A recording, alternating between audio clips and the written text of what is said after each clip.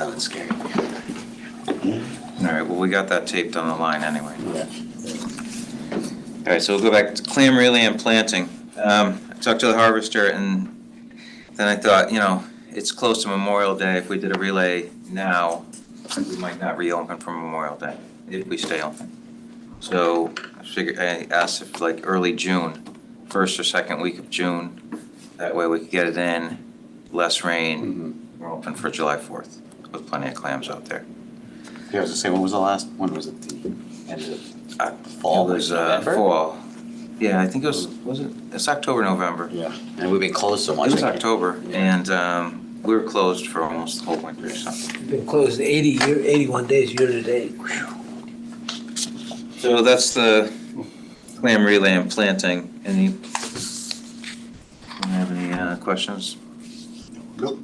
All right, we'll go to water and habitat quality. Who wants to handle this? I'll do the habitat and I'll do the permits.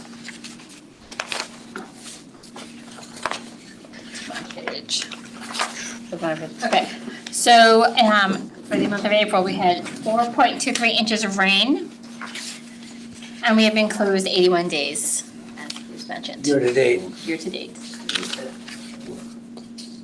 And during the month, We were closed 13 days, open 17. 2 separate closures. That had us down for 13 days total. Check and see what we had today, this morning. Came down a like. lot. Rain. Last I saw, we were at .33. It was quick. Who knows what's gonna happen over the next few That's days. exactly, yep, 0.33. Yeah, hopefully we don't get too much. All right, you want to go to permits and access? We're good with water and habitat quality? Okay, so the total permits issued so far is 159. We have 77 residents, 75 seniors, and 7 non-residents. And I checked in with the conservation office, and they said the new card system is a huge upgrade. We got our ease of use. Way to go, Tim. Friday, Is that yeah. correct, Tim? It was amazing. Bishop? Thank you. Group effort though, but noticeably better for staff and customers when I'm at the counter. I get a lot of positive feedback on the switch, so go team. I think it was a good move. I mean, it's consistent with what Parks and Rec does Yeah. in its format. And moreover, I think it's going to give us a good database because we'll be able to compare year on year. We can say, in this particular month in '24, year to date, where were we versus Just total, 23 or 25. Yeah, and the easier it is for people, the better chance they're gonna come back. And they look nice. Anything else on permits and access? Southport Beach reopening? There's nothing. No report. No report? Okay, so we'll go to commercial shellfish regulations. So this isn't quite regulations, but a couple of weeks ago, the state issued 4 permits for boats to come into Southport and harvest an area from basically the end of the jetty directly out and then to the Westport line outside of our recreational bed, as much as they can get in clams. Oysters have to be put back in the water, I guess. Maybe not on that same spot, but somewhere else. We had no warning. The permits were just issued. Is that because of the dredging? Because of the dredging. So after they take all the material out, they're gonna put it in an area out there, and in theory, the sand will spread slowly.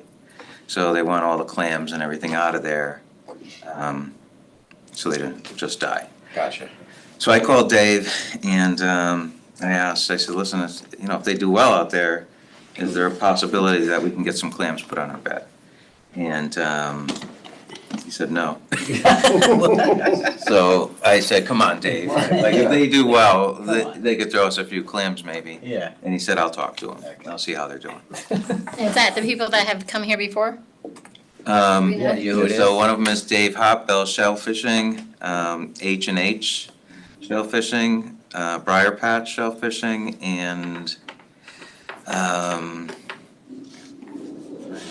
Wells, H&H, Briar Patch. H&H, and, Nothing for who's the fourth one? Charles Oh, Allen? Orvas, Orvas. yeah. That The guy that guys comes who to are coming to the the meeting all the Yeah. time. What's the name of their, do you know the name? Is it Orvas Shellfish? I don't. There might No, be. they got in on it. 'Cause they- Yeah, I know. They've come out and whatever, I was and hoping.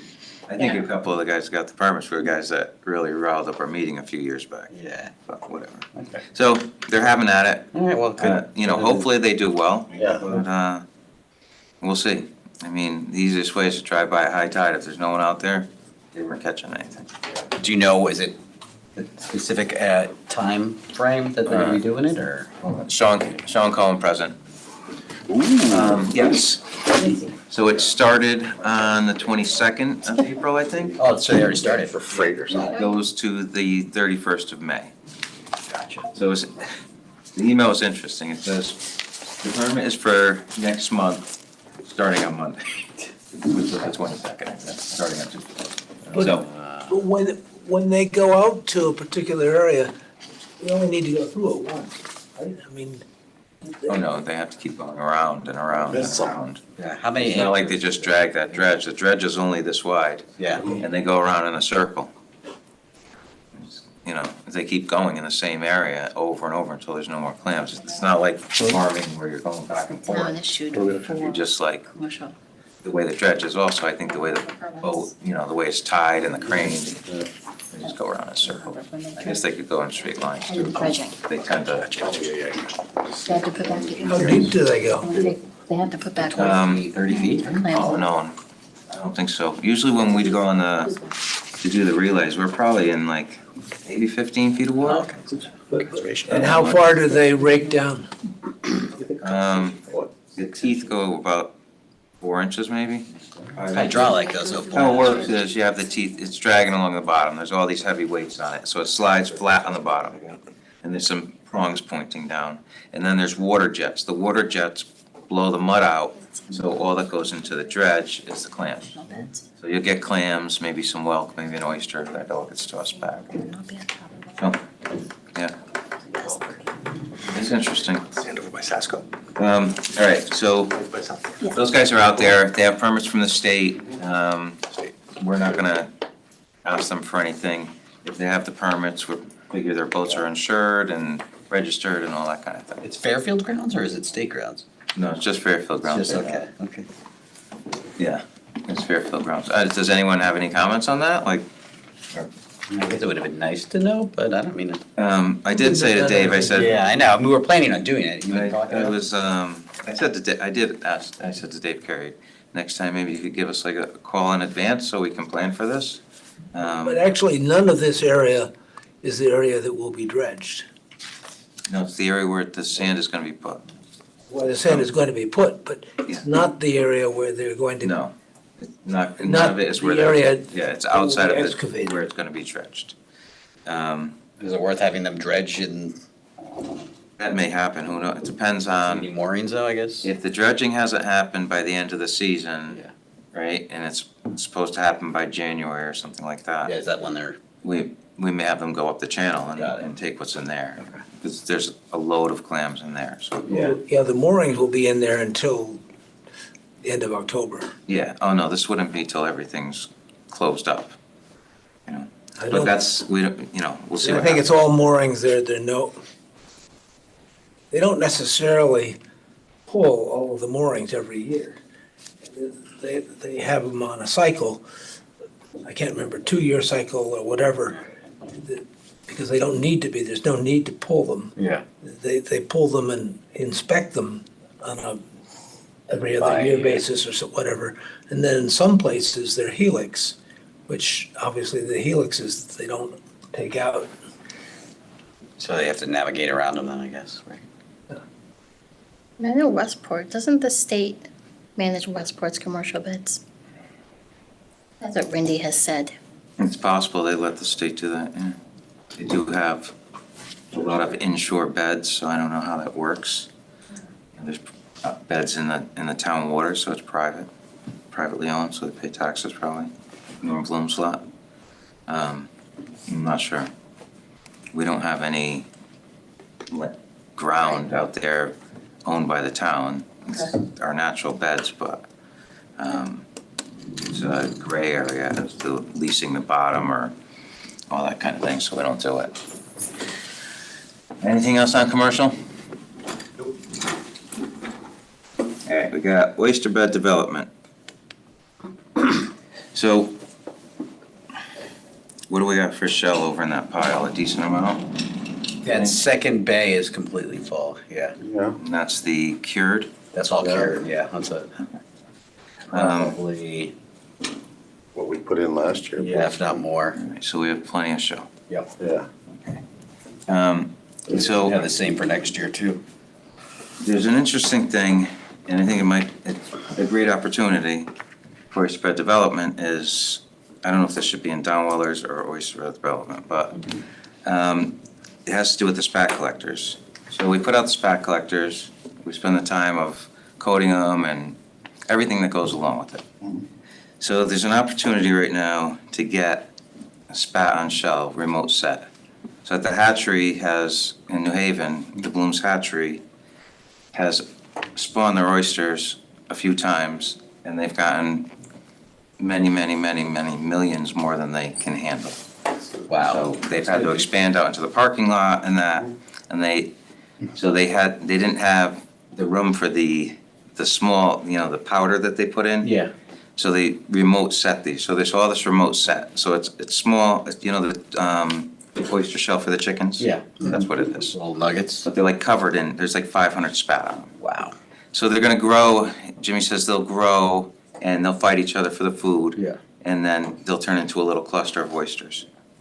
So I was thinking we could probably get that. It's growing in their tanks now. It'll get a little bit bigger. We could put that in our units, our upwellers, and grow that. And all the stuff we have on the dock right now, we could plant now. Yeah. Like in the next few weeks, right? Because it's starting to grow like crazy probably. We checked, yeah, we We just. took 'em there all- the day. How big are they? They're 1.5. Yeah, there's a mixed size. There's some So- bigger ones otherwise. And they're not growing through the netting. I asked them, so they're building upwellers everywhere now because this plant is producing so much. So what do you think about that? Do it. You have to save those little oysters. I mean, do you wanna maybe just save one of the upwellers for the smallest oysters we have from the spat collectors and the bigger ones we just plant? Yeah, we could do that. We'd have to sort them. They were sorted from last, that, You think they're yeah, when all? we shook them, I noticed Tell which there's ones bags are. that are like half inch, there's bags that are, So we could pick out the bags that are, There's some dents in those bags too, I mean, though. there'll be enough of this stuff to do all 6. Okay. And we could get a nice batch of oysters. Gotcha. Also, he offered us these trays that we could use. So, we're using the baskets now. Yeah. They're like this, Full size to fit in. full size, with a decent mesh on the bottom. Mhm. So it's open from all sides, so we don't have to wash so many baskets. It might actually be easier. Plus, these would start off small and then grow, so they wouldn't make so much excrement or Yeah, poop. gotcha. Would you put 4 per upweller? Yeah, probably 4, Yeah. at least. Only 4 would only be about that deep. So you could keep them towards the, So, yeah, Are they the right dimensions to fit in our they'll upper? they'd fit right in. I'll double I mean, check. from what you were saying, there's almost an unlimited supply of this, There relatively would be an speaking. unlimited supply of seed. Yeah. Well, it's obviously for their business, but But in terms of the amount that we would take, is, is he just gonna give it to us, or are we gonna, is it a? I'm pretty sure he's just gonna give it to us. Do we have to do hats still at that point? No, we don't have to do the hats. Great. So this will confirm that this Right. would be a source for the future also, Right. if it's possible. We always have the hats, and then we do have another source of seed, if we want to get seed oyster, is now we have 4 extra shell fishermen out there that we could talk to, and that all probably seed oyster in the Houstonic. So we could always just buy at $10 a bushel or $20 a bushel, a bunch of seed oyster. You know, it'd be a minimal cost and a lot less work. So there's places and ways to get that. But I think if we get this opportunity, we could possibly keep it going. Worth a shot, trying it at least once, right? Yeah. Is there any sense in getting involved with the cages? So there is. Agriculture? Yeah, agriculture, last time I talked, you know, I just saw her the other day, I don't know, it's Holly. Was at a fishing derby and she was there. I was talking to her, but the last time I talked to her before that was, she said that they had to renew their permits or get permits again. So she thought it would be a little while, but it's been that time. So the other day I could talk to her and see, but yeah, they would probably take our baby oysters and grow them out to full size. They may want some of them, and the rest we can plant when we do a clam relay. So if we do a clam relay, we can take those oysters that have grown into real oysters, boom, right on the bed. 2 weeks later, open up. So, I mean, it seems like if we've got these options, you know, if we can get the seed oysters from Bloom and put them in our upwellers, and we can put other stuff out in the cages, you know, we're going full speed ahead. all right, And so we've been so short on oysters in the. while we're on the subject then, where, well, you guys know where we planted them at the end of last year. Yeah, which I think we should keep. Has anyone gone over there and taken a look, or? It's been a couple of months since I looked. They don't look completely silted over. They're there in the same spot? Yeah. I mean, like I said, it's been a couple of months. With the So- rain, it might have changed. With all the rain we got in March, it was before March that I looked, so. But I can take a drive by there and take a look. And then, so the other spot is Ash Creek, we could put them, but, Feels like it's I mean, doing Ash fine Creek there. is, yeah, that's, All of that shell we planted Growing last year itself. is getting silted over. We planted probably 6-inch layer. So that side, just that side there, so I where don't, that silt comes from. It's like- yeah, Right above, that's, it just doesn't seem to it be, keeps getting wider. so I don't know if it's worth I putting. mean, that's how it works, I guess, Yeah. right? Shelling up You gotta more get in the the center. base and then, Well, we thought the show would stop it, but it is, but it's stopping it by catching it. Yeah. It's silting over. so, Be nice to focus Sasko on Creek Sasko again? Creek. I say we put shell in I there. mean, there's no reason to put them on Sasko, right? It's the Where canoe. we did in the rocks that time? And it's. I mean, I haven't you can looked to see where we put them in It the goes jetty. back about this far, Everything but that we that. put in the eelgrass. Jetty. Yeah. The eelgrass has disappeared, Yeah. so that's out. Those And we vegetation. could do half and half again, I guess. I think it's worth keeping Sasko Creek going. It'd be I nice. I noticed wonder if we that. put sandbags there. It would take. Yeah, that's what we'll do. Sasko Creek and, Sand falls. You know, they only wet salts on that. Sasko Beach. Sasko Beach. You would need bigger. All right, so I'm gonna be headed up to the hatchery during the week, next week, and I'll find out about this. Sounds like a great opportunity It should be. for everybody. And if it fails, It's Bruce's fault. nothing to plant. Less work than spat collectors. All right, so I'll get all the info on that and see if it's something that will happen or, Okay. And then backup plan is just to do spat collectors if it doesn't work. yeah, we have time. All right, communications. Obviously, Clam Clinic is our big thing coming up. Lizette, do you remember how much we paid that band last time? The one that did 2 events for us? $200, I think. 300, right? 50, I thought. 250, 300? I thought it was more than No. 500. It was, Yeah, I mean, 500. it was either 450 or 500. I think it was like 450. I had to think pay we, in cash, I think we Yeah. authorized up to Money from the 5, and I think it was 450. because I had to go to the bank and get a bunch of cash. So for all these events, I keep calling like School of Rock or trying to talk to bands. A lot of them are very non-responsive. I've got a local band that's done Porch Fest, they've done Sea Grape, they play Sitting at the Dock of the Bay, some reggae tunes. They've got their own independent power structure. We don't have to get them, they're gonna crank it up. Quick, Huh? we'll move that to Clam Clinic. Oh, fine, yeah, I was just thinking for communication. Yeah. We're gonna talk about that. That's fine, so so the next big communication focus will be promoting Clam Clinic. And we have done reprints of the ads, so some of those went to the library, some of them are here in town hall, some I think are conservation. Good. I guess we could, once we talk about the clam clinic, we can put that save the date type thing with an explanation of what's going on. All right. Promote permit sales too, if you can, somehow. Move. Okay. I'm sorry? Try to promote permit sales a little bit, if you can. I don't know. Oh, you know what I do have is the footage from the, did I send it to you? From that last relay? Don't think so. Which one, which relay? The one we did in October. If you send it again, I'll get a video put out. Yeah, put something together, you know, Yep. you don't have to say what it was. A little teaser, you know.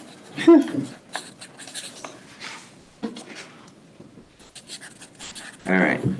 Anything else on communications? No. Downwellers, I think we kind of covered that in, When you wanna fire them up? You wanna make any changes? How are we doing on a pump? Is it? so, Same one from last year. yeah, so I looked into pumps. The ECM pumps are obviously more expensive. They do have some 3 horsepower pumps that are made somewhere that are $289. So I don't know, they all have the, the twist off screen. Yeah. I know we need some more juice to get that water up the hill. I think that's what's wearing our pump out now. Plus, I think it's all we have the the broken fouling. cover on it and Well, it's the fouling, yeah. fouling on the intake. we gotta do something because it's also, there's Eric, the gas stock. Yeah. He didn't get the contract this time. So there's gonna be new people there and we don't know them yet. Right. And we don't know how well, They're gonna, so we probably have to have some more reliability and possibly like a quick swap unit. That has the intake pipe already mounted on it and everything. If the thing goes down, someone can get down there within 4 hours, swap the pump if they have to. Call someone else in, whatever it takes. So we have a little bit of time, not much, probably a couple of weeks, if that. So I'll find out about the spat, and then if that's gonna happen, then we can plant our other ones. We can keep the smallest of the small, and possibly do one unit with that. At least that won't grow to the top right away. And so that'll give us some time to possibly buy a pump. Okay. We already approved money for a pump, I'm pretty sure. Does it make sense possibly, we do this in wastewater all the time, that we have 2 pumps? In other words, you have pump A and pump B, and you either cycle them, Right. which they do in wastewater, or if pump A fails, then you revert to pump B, so that, Right. it's just flipping a switch or turning a Y valve. Yeah, so we'd have to do a little bit of piping. We don't have a ton of space over there. So we kind of have a little bit of space like this, and our pump is right there with pipes going up and pipes going across. We can't come this way because it drops off into the water. And we can't go to the side because that's kind of like a park over there, a little park bench and people are there. So we're kind of confined to this very small area. The only way we could do it would be to in put front a of the pump, one. yeah, in line. in line and re-pipe it. Yeah. It would work, and the switching isn't that hard to do, I've done it before. So it would help, I guess, it would take, because what happens, our main problem is seaweed and squirts and stuff like that, clog the intake, puts the strain on the pump. The pump eventually overheats, we're assuming, or it bogs, it gets airbound. So then you got the impeller spinning and it's just cooking that pump and it shuts down.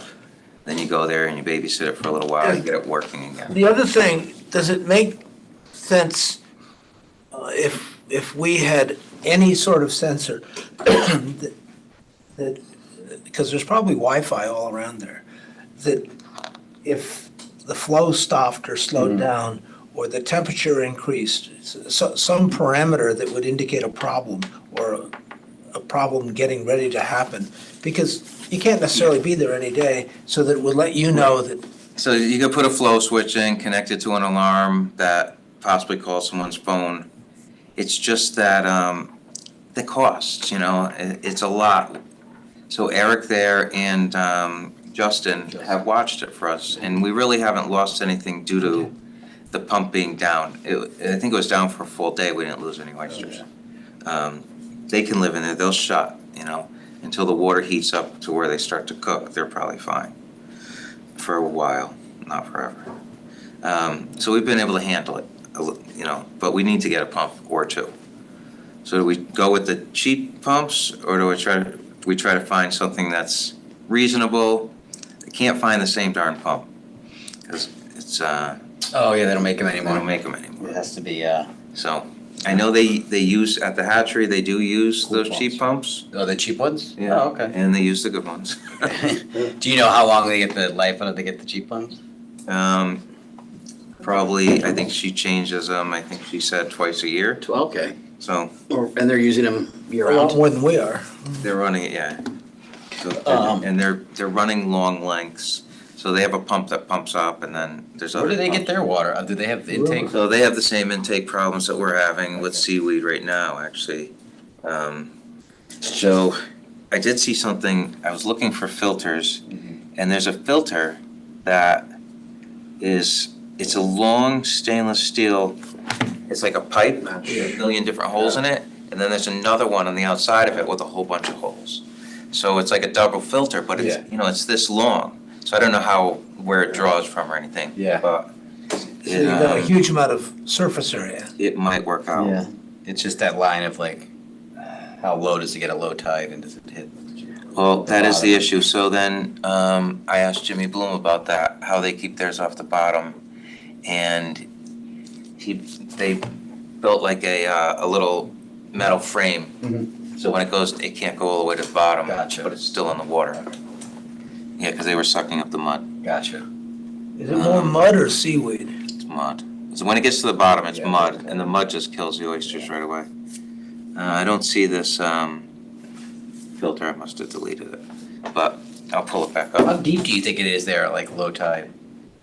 Right at the dock there? Yeah. In between the basic. dock and the. Yeah. Mhm. 4 Not feet. very, Oh, yeah, yeah. 4 feet if that. I mean, is it worth like banging some rebar in there and then attaching the intake to that so it's always above a certain level and it's well below the water so it's sucking less seaweed off the surface? Because it's all that We're getting all the surface stuff. seaweed from the surface. Yeah. And we haven't been able to break that. Yeah.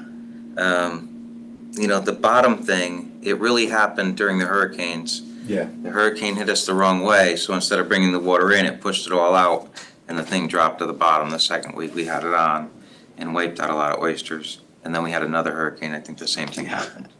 So, I don't know if we're really getting to the bottom now. As long as we have it tied to that dock, I think we're in deep enough water. Well, it just still sits at like keeping it from off, like just below the surface so that. So I'm gonna pull up, I'm gonna find that filter, and then I'll send it out to you guys, Got it. and, Could take a that look sit at it. horizontal in the water down like that, or does it have to be What I'm thinking right now vertical? is if it sat horizontal, we Yeah. could keep it a foot under the water, and it would be a couple Weigh feet it down a little above. bit, but then put floats on it or something, just enough to keep it. Yeah, we could probably make some kind of rack or something. Come on. I mean, everything we do, have done is not very technological. No. It's all a lot of, Floats. what do they say, Rube How Goldberg. large, how large is the intake? What diameter is it? So we have a 2-inch hose, ID, and we have an intake like this. We have to have a foot valve at the bottom of the hose. It's a check valve. Which we should replace. So the hose, the hose needs to be full of water in order to start the pump.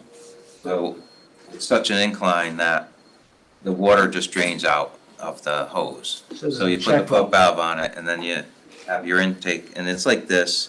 It's flat. Does it have holes all on the end and holes on the sides, or is it just holes on the sides? That's both top and, It's, it looks almost like this. and but then that's deeper. installed inside of 2 fish baskets And so that it's floating with these big floats and just above the water line so that the seaweed doesn't get in it. Ballast it with rocks. And then, you know, you got your intake going in there, so the fish basket keeps all the big stuff. And still, a lot of stuff gets in it. Somehow, the basket goes below the water. Take a rock out, and it comes above the water, and then it's below. So, you know, I don't know what goes on in the water, but if the temperature changes or something, the lighting, who knows? But that's what happens. So that's what we fight, but it seems like anyone that's intaking out of Long Island Sound It's having the same. probably having that same issue. Glad to hear we're not alone. Yeah.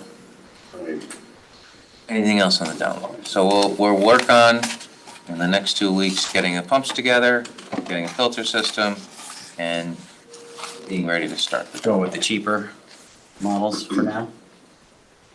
The 289, is that the cheap?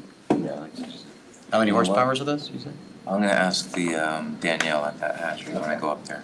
Do we have enough, is it wired enough for 3 horsepower draw? It's two, Yeah, we have a 220 breaker. It should fit in the same range. I don't even know what the other amperage is up now. Check the breaker, I guess. We had 230 volts, but I'm not sure what the amperage is on the breaker itself. If it's 60, 40, 30.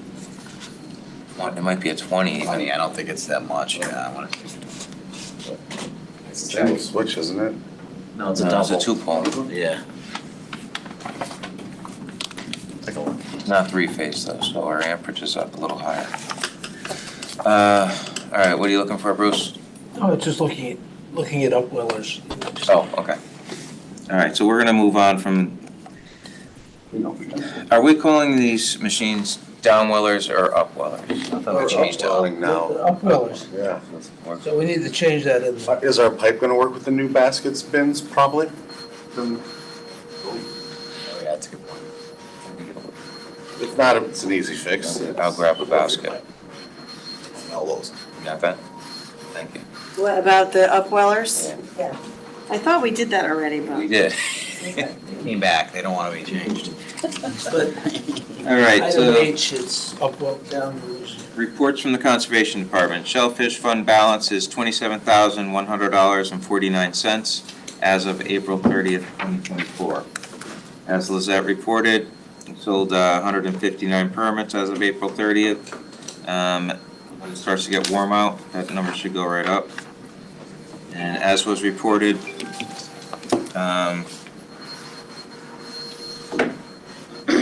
our closure periods, 41 days and closed 18 days for this year, up to April.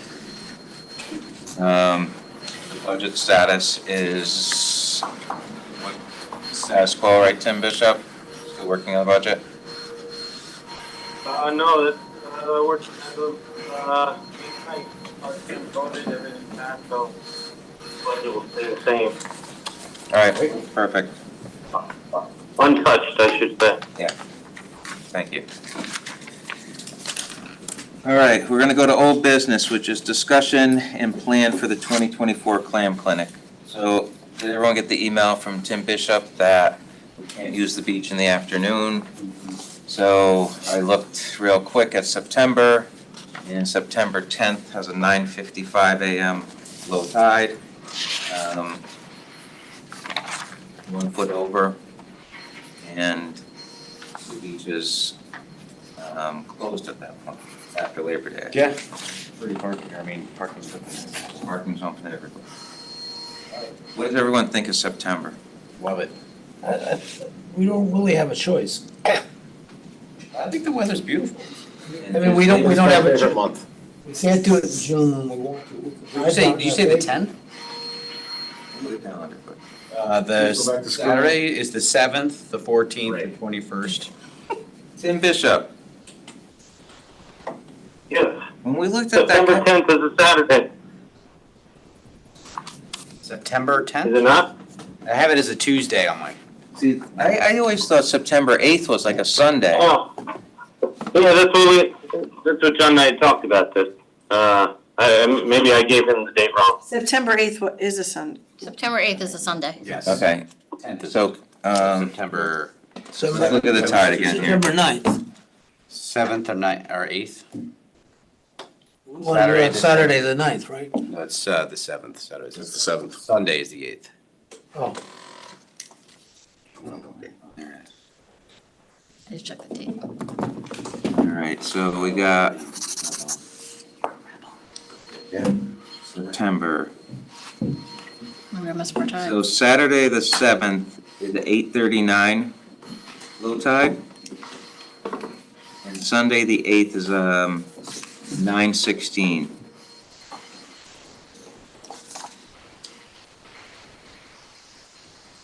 Well, Saturday gives you a rain date. We do rain or shine, so I guess it doesn't matter. So that's 9:08, so we'd start at 8 o'clock and finish up around 10:30. Saturday? That would be on a Saturday. Sunday would be, 9 to 10:30, 9 to 11:30, right? Roughly an something hour. like that, yeah, 9 to 11:30, yeah. I get a little afraid of the earlier hours, meaning people coming out. Where you get people there at 8 AM. People always show up like a half hour early, in the past at least. And our tides are, plus .9 on Saturday and plus 1.1 on Sunday. So they're all higher. Yeah. What time was it Yeah, again? the tides just aren't working for us. I know, Saturday, it's- Saturday the tide is at 8:39. Sunday 9:16. Higher tide on Sunday. By a foot. And then it's basically the same 2 weeks later, 8:19 and 9:10.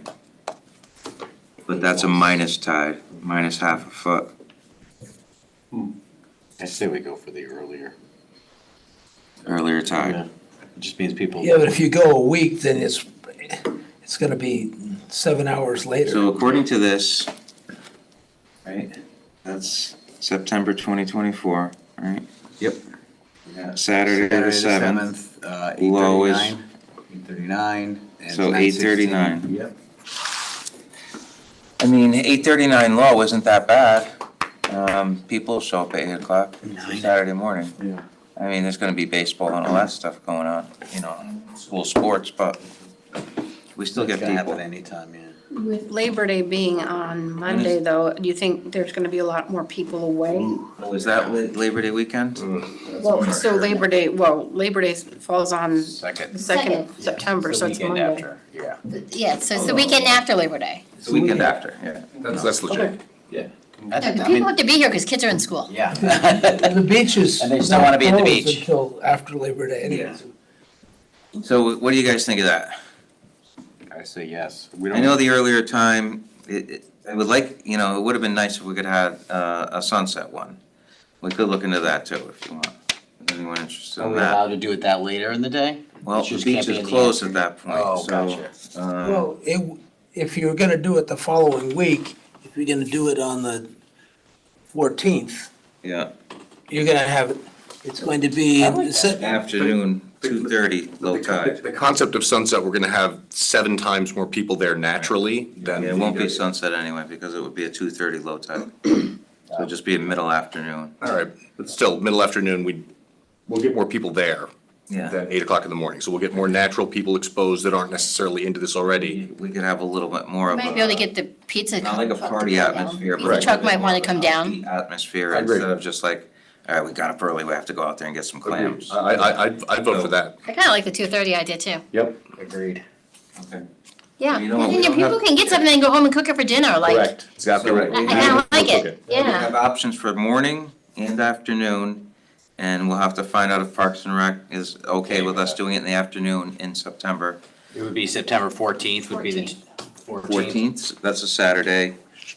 And so we have the option of Saturday the 7th for morning, Saturday the 14th for afternoon, Saturday the 21st for morning again, that's the same exact tide as the other one. Yep. A little bit or 20 minutes earlier. And then you got the real late September, the 28th at 2:45. I think the longer. I think the 14th. Seventh or I like the 14th at 2:30. I think the 14th at 2:30 is the one to go for. So here's the thing, We have time That now. poor pizza truck may already go down there on Saturdays still. Nice if everyone could try to figure out their schedules, like, I don't think anyone's gonna be away on vacation, but just any conflicts that, because we normally need everyone there to handle it. Especially if Sean's manning a grill now, Boom. Mm-hmm. seafood hot dogs. Here. Okay, so, Clam Clinic, Sean, you wanna talk about the band now? So we've had trouble attracting bands to our events, and I've got a band, there's largely local guys. I think there's 7 of them, maybe 8 of them. I think it's beach, sort of vacation-y kind of appropriate. They normally get over $1,000, they'll do it for 800. At least that's what I was throwing around earlier, June dates. Hopefully they can make one of our dates. I can forward around to you guys some YouTube clips with what they've got. We've obviously got a little bit of time. But I think the question is, does $800 sound like for 7 or 8 guys to sort of increase the, let's call it, if we're going 2:30 in the afternoon, the sort of a party feel? Seems like a reasonable up from the steel drums at 500. Anything? What's that? Any kind of music? What- That they play? Okay. Seems like reggae is a dominant influence. What's the name of the band? Halcyon, H-A-L, Halcyon? Halcyon Dub, D-U-B. Let me make sure I got that right.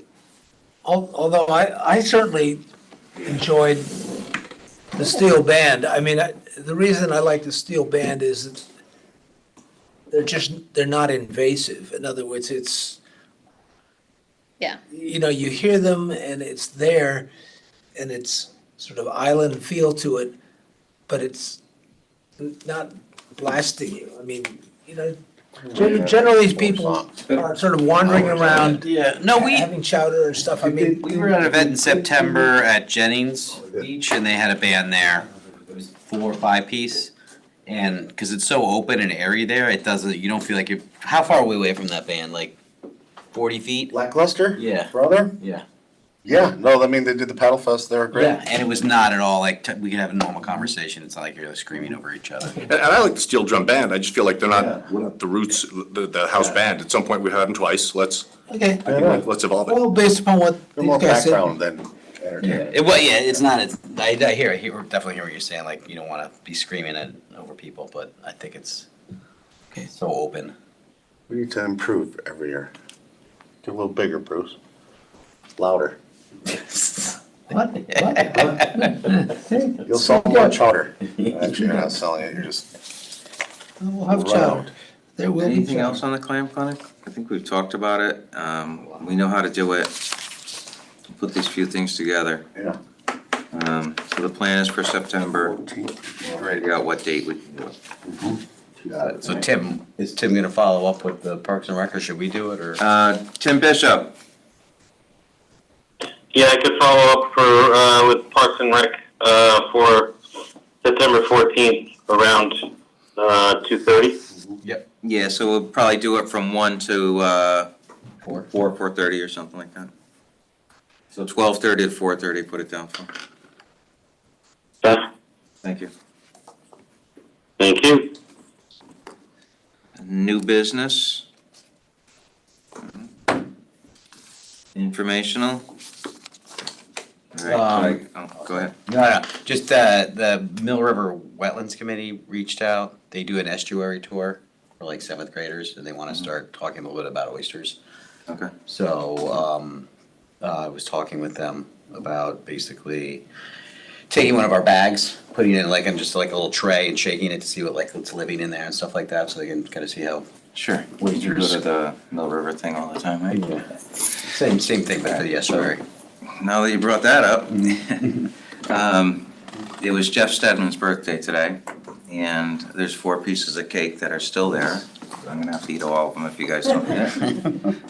But I saw Bill Gerber, and we were talking about Shellfish, and the town is acquiring a couple pieces, I think I can say this, so the town is acquiring a couple pieces of property. One of them has a house on it. The Mill River Wetland is gonna be using that as a educational center, classroom, and he thought that Shellfish would fit right into that theme also, and we might be able to do, have some displays or something going over there. teach a class, whatever, meet the students, Yeah. that kind of thing. Yeah, I think the things that we have shown at the clam clinic on the table have gotten a lot of curiosity. I think that the video that you guys did, I think as we move along with what you're talking about with Jimmy Bloom and, getting that spat, if we can really show this and maybe create a 3-minute or 2-minute video loop so that people could just see this. I think, So if we got involved, if this happens and we're able to do something there, every kid in Fairfield goes through that Mill River watershed. And if that's part of their thing, and if we can get a little bit of a display or even have a video of what we do and, all that, the kids see it, they tell their parents, oh, we saw this cool thing, and the next thing you know, they're out on the beds. Or they're getting involved in restoration. I think they also go to Southport in second grade, and they do that full study, and they have the saltwater tanks in the classrooms, and That's, Audubon. They do that with the Audubon. I remember that because I was a chaperone with my daughter's class. Yeah. The last thing on informational is, I mean, the other thing that we can do that I know that Harbor Commission was looking at was getting the kids, obviously now is not the time to do it, but I know that Ward has a big AV program. Oh, And they got the Ludlow, too. kids, and I'm sure that Ludlow does too, but they both do, to take anything that you want that maybe is a PowerPoint and move it into a video or something that has animation to it, so that people can sort of glance at it. And if we did a, accelerated view of watching this oyster grow, it could be really, really fascinating. And I think that if we can get some of the high school kids, and we talked about this a little bit this afternoon, if we can, you talked also about possibly getting more, quote, junior, non-voting members here. then Tim Bishop had an idea of getting possibly 3 alternates, but that's gonna be work with the charter. So possibly next year or something. I'm not sure how you can do that. I know we just worked on the charter, so if that's all done, they might be like, well, you had your chance. I'm not sure. But I think sort of segueing on some of the stuff that Tim has done that's unrelated to this directly is the whole horseshoe crab program. And you get people interested in this, and if you can get the kids interested, and then you get the parents, and maybe the parents become shellfish commissioners. I mean, there's no question that we need to get people involved. And I think by we've got a great story to tell. I mean, it really is fascinating when you really explain to people how we are farming and how these things grow literally from seed, so to speak. And in 2 years, you've got an oyster that you can eat. It's pretty miraculous. And they don't believe that can happen unless you show them. For sure.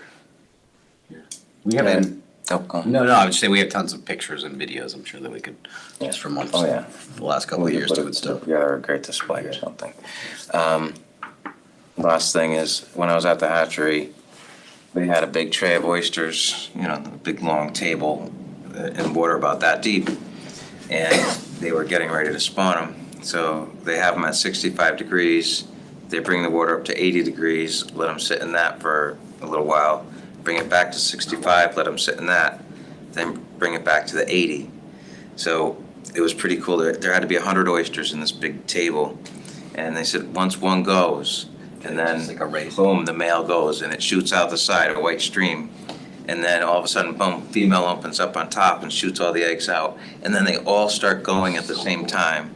So there must be like a release of something in the water. Pheromone or something. Yeah, and they all just start spawning. Crazy. And then they take all those, they throw them in separate pots and let them spawn out. And then Why do they go bounce back and forth so much instead of just gradually? Cycle. just like. Oh, the males and Temperature. females? No, the No, temperature, why temperature. do they go like so extreme So- between 80 and 65? Like, is it just like, I guess they won't do it on the first time.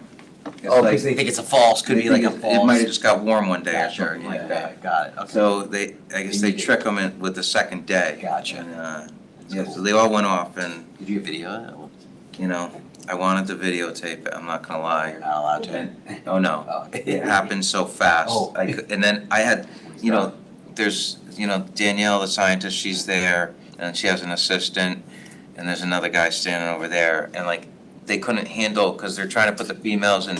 It was happening in so track, and the males, so I'm like keeping my fingers like, these are males, they just went, and so they're grabbing those. Is that how they tell by who releases the eggs and who? Yeah, they said they can't tell otherwise, Gotcha. so. Without opening them up and killing them. So it's pretty interesting, that's my informational That's thing. fun. And you were telling me before that the numbers, I mean, the numbers No, of things. so that spawn, which they didn't think was gonna be good, because those oysters had already spawned a couple weeks before.